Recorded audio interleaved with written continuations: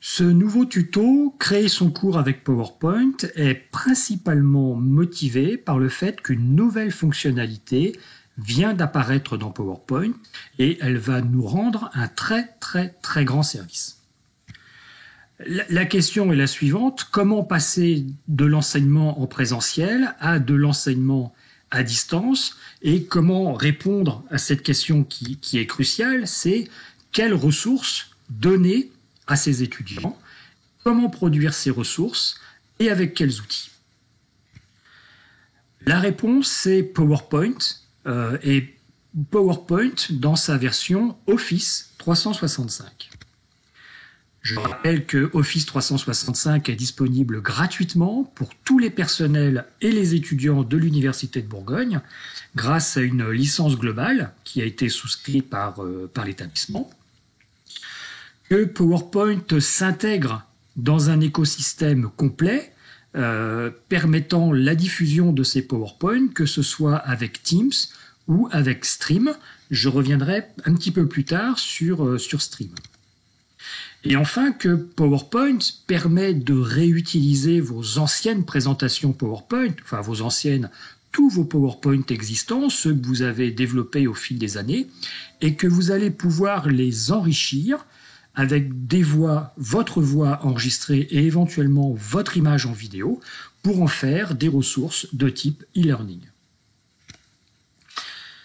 Pour produire ces ressources, vous avez besoin évidemment d'un ordinateur. L'idéal, c'est d'utiliser un ordinateur portable avec sa webcam intégrée, mais vous pouvez également utiliser un ordinateur fixe si vous avez là aussi une webcam. Bien sûr, il vous faut PowerPoint installé sur votre ordinateur dans sa version Office 365. Et puis, il faut faire également un petit travail d'adaptation de son cours. Si votre PowerPoint était prévu par exemple pour un cours en présentiel de 3 heures, c'est beaucoup trop long. Et pour ce travail de e-learning, de préparation de ressources, il est nécessaire de découper votre PowerPoint en séquences beaucoup plus courtes, autour de 10 à 15 minutes, et de faire ainsi autant de séquences que nécessaire pour couvrir l'intégralité de votre cours. Encore une fois, je l'ai déjà dit dans d'autres tutos, la temporalité du cours en présentiel et celle du cours à distance n'est pas du tout la même. Tout de suite, je vous montre comment utiliser cette nouvelle fonctionnalité de PowerPoint. Alors, je reviens dans mon PowerPoint en mode édition. On va dans le menu diaporama et là vous voyez il y a ce bouton qui est apparu, enregistrer le diaporama, et lorsqu'on clique dessus on bascule dans une interface complètement différente, mais pourtant on est toujours dans PowerPoint. Donc vous avez ici des boutons qui vont vous permettre de faire défiler vos différentes diapositives. Ici, vous avez un petit crayon qui va vous permettre de surligner dans votre PowerPoint des éléments qui vous paraissent essentiels. Évidemment, vous pouvez les effacer. Donc, PowerPoint enregistrera l'intégralité de ces déplacements. Vous avez également la possibilité, c'est quand même un minimum, d'activer le micro. Vous pouvez également activer la caméra, qui est celle de la webcam, et là, vous enregistrerez également votre tête en train de parler, en train de faire votre cours. Vous l'utilisez ou vous ne l'utilisez pas. Moi, mon sentiment, c'est que c'est un plus, mais vous faites vraiment comme vous voulez. Donc moi, je vais la laisser. Et puis, quand je suis prêt, vous voyez, là, il y a des petits boutons en haut, j'enregistre. J'ai un décompte. Et je commence mon cours. Bienvenue dans ce tuto qui s'intitule « Créer son cours avec PowerPoint » et qui s'appuie, etc. J'ai déjà raconté tout ça. Vous voyez qu'il y a un petit point rouge qui apparaît, qui signifie que vous êtes en train d'enregistrer. Vous pouvez passer à la diapositive suivante, continuer à faire votre commentaire, etc. Quand vous avez terminé votre commentaire, vous cliquez sur « Fin ». Voilà. Vous avez la possibilité de relire ce que vous venez d'enregistrer. Vous voyez que l'image de la vidéo s'est figée parce qu'en ce moment, nous ne sommes pas en phase d'enregistrement.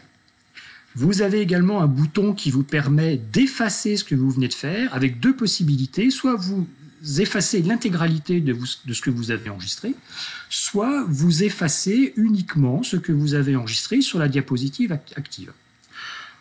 Le conseil, moi, que je peux vous donner, c'est d'enregistrer votre commentaire soit diapo par diapo, soit par bloc, alors ça peut dépendre des cas, par bloc de 4 à 5 diapositives, selon la notion que vous êtes en train de développer. Voilà. Et évidemment, vous n'êtes pas en direct, hein, vous êtes chez vous, tranquillement, vous êtes en train de préparer cette ressource, donc rien ne vous empêche, en procédant comme ça, un enregistrement diapositive par diapositive, et ben entre deux enregistrements, de prendre votre temps, de vous replonger dans vos notes, d'affiner un peu le propos que vous souhaitez délivrer, etc. Lorsque vous avez tout terminé, vous appuyez sur la petite croix et vous rebasculez automatiquement dans PowerPoint en mode auteur, où vous allez pouvoir continuer à modifier vos diapositives si c'est nécessaire.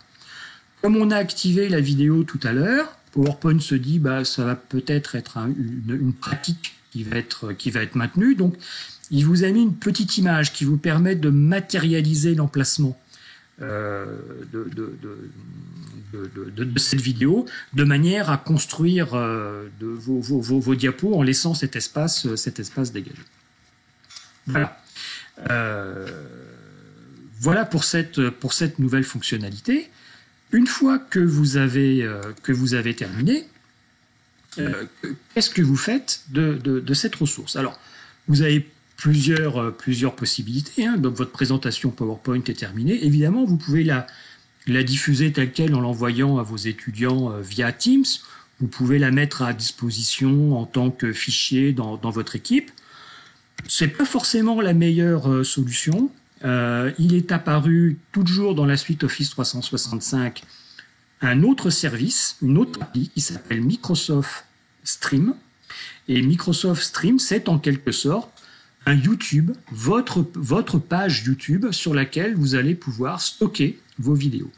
Et directement dans PowerPoint, depuis la commande fichier, puis exporter, puis publier sur Microsoft Stream, vous allez pouvoir envoyer votre PowerPoint directement sur Stream et ensuite, à partir de Stream, communiquer le lien directement à vos étudiants et uniquement à vos étudiants. Je ne vous montre pas tout de suite dans ce tuto comment fonctionne Stream, ça fera l'objet d'un autre tutoriel. Par contre, il y a quand même quelque chose que je souhaite vous montrer pour vous mettre un petit peu en appétit. Dans PowerPoint, dans le menu Insertion, il y a également un autre bouton qui est apparu. Ici, le bouton Formulaire, en fait, qui communique avec l'application Forms, qui est une application d'Office 365 qui va vous permettre d'intégrer dans vos PowerPoint des exercices de type QCM, de type sondage, et qui donc va vous permettre d'intégrer de l'interactivité avec vos étudiants à l'intérieur de votre PowerPoint. Je ne vous cache pas que je n'ai pas encore exploré cette fonction, donc ça fera une nouvelle fois l'objet d'un nouveau tutoriel. Mais ce que je voudrais dire, c'est qu'on s'aperçoit que nous avons avec Microsoft, avec PowerPoint, un outil vraiment complet pour produire des ressources en e-learning de qualité pour nos étudiants. Voilà, à bientôt.